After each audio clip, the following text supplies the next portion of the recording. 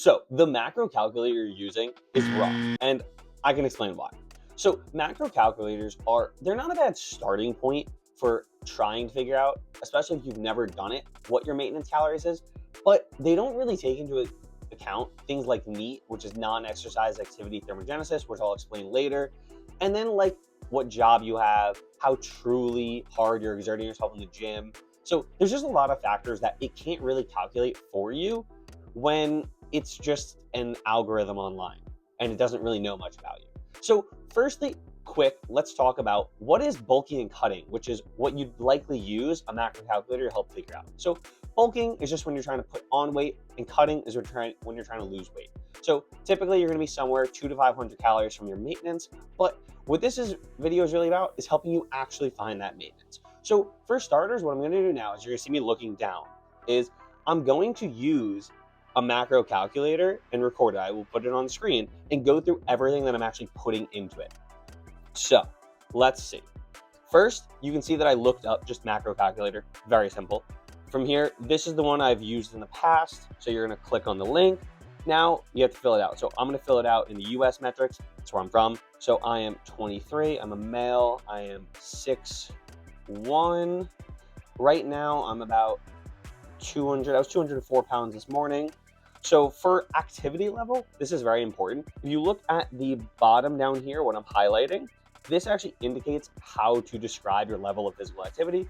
So as of right now, I work out for around 60 minutes, typically 5 or 6 days a week. And some of those might be runs, some of those might not. It just depends on what I'm doing. I'm about to enter a marathon training block, so more than will be runs. But according to this, I do intense exercise 5 to 6 times a week. So based on the options, I'm going to put 6 to 7 because 3 to 4 times would be much more in the lower end for me. So I'd rather shoot a little high. Plus, I know I tend to be my NEAT is very high, which I'll explain later. So do that, and my goal. So let's say during my marathon training block, I'm trying to lose very mildly. So I'm going to put in for mild weight loss of 0.5 pounds per week. Let's see it calculate. Bam. It has everything here for me. It tells me my protein, my carbs, my fat, sugar, saturated fat, and then food energy. That's just your calories per day, in case you didn't already know. And then you can also switch it based off your goals, really more for your diet. So like if I want a low fat diet, switch it there. Low carb, can switch it like that. High protein, I can switch it like that. You can even create your own for where you want your macro distributions to be. I'm going to go back to the balance one. It also is nice that it gives you these ranges, so you can be somewhere within it. I will say for the protein one specifically, you should be eating 0.7 grams of protein per pound of body weight. So for argument's sake, I'm just going to put myself down to 200 pounds or 204.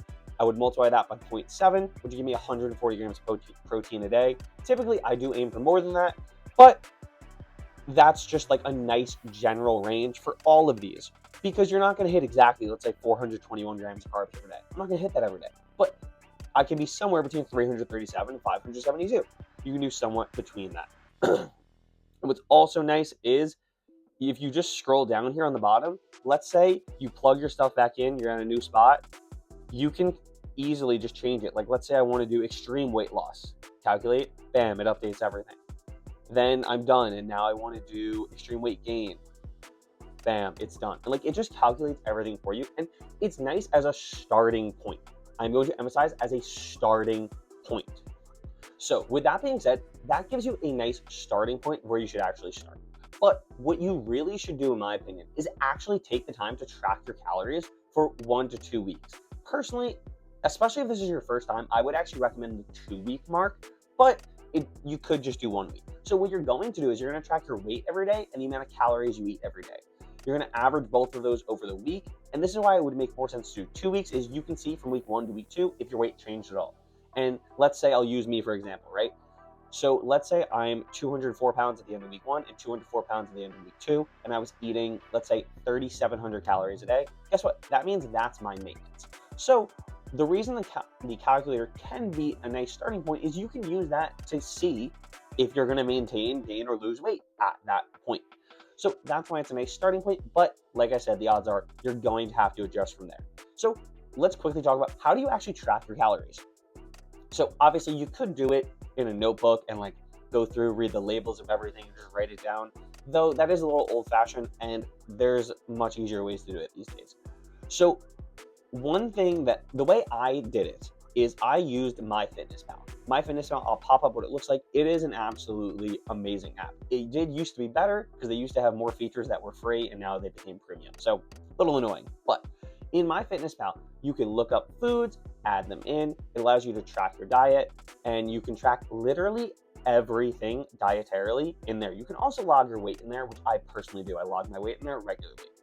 And one of my favorite features is actually the fact that you can create meals. So like personally, I eat the exact same breakfast every day. So I can just add it in, label it like my breakfast, whatever I want to call it, and then just hit log on that every day, and it'll log everything that is in that breakfast, because you do have to do it ingredient by ingredient. But what this allows you to do is actually to see your total caloric intake per day.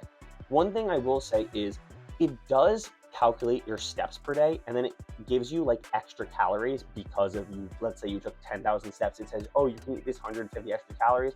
Personally, I don't like to adapt that, because in my head, I'm already calculating in my exercise when I'm attempting to figure out my calories. So I don't need the app to tell me like, hey, you can have more because you did this many steps. I don't do that personally. So if you have the money, there is one premium feature that used to be free that I love, and that was the ability to scan barcodes to just track the food. So what I mean by that is, let's say you're eating a loaf of bread, I don't know, right? When you have that loaf of bread, you can pick up the package, and what you used to be able to do is you click on the barcode scanner when going to log the food, and it would just scan the barcode and immediately put that food in for you, which was an amazing feature, which I was lucky enough to use when I got started. So that's not a feature anymore, which is very unfortunate, but if you have the money, you could spend for premium and do that. So as I said earlier, you do want to be 200 to 500 calories from your maintenance. So just a quick refresher on what that means. If you're trying to bulk and your maintenance is 3,500 calories, the minimum you should start your bulk at is 3,700. The maximum you should start your bulk at is 4,000, and vice versa for a cut. So the minimum you start your cut at is 3,300. The max you start your cut at is 3,000.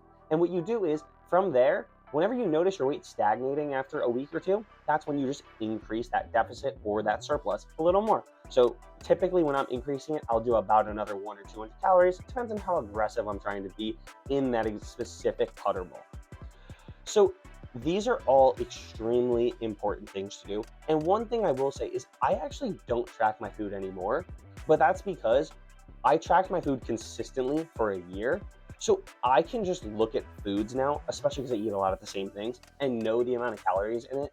So it's not as difficult for me. I can kind of mentally track where I'm at rather than having to write it down, because I did it so many times, it's just routine. So with that being said, finding your real maintenance calories, yes, using the calculator is a great way to get started, but you should 100% track properly after that. And like I said, you don't have to track forever. Unless you're trying to be really dialed, you can just use it to develop that knowledge base so you can mentally track. But with that being said, I hope you guys enjoyed. I hope you now know how to figure out your true maintenance calories. And make sure to like, comment, subscribe, and I'll catch you next Sunday at 5 p.m. Catch you there.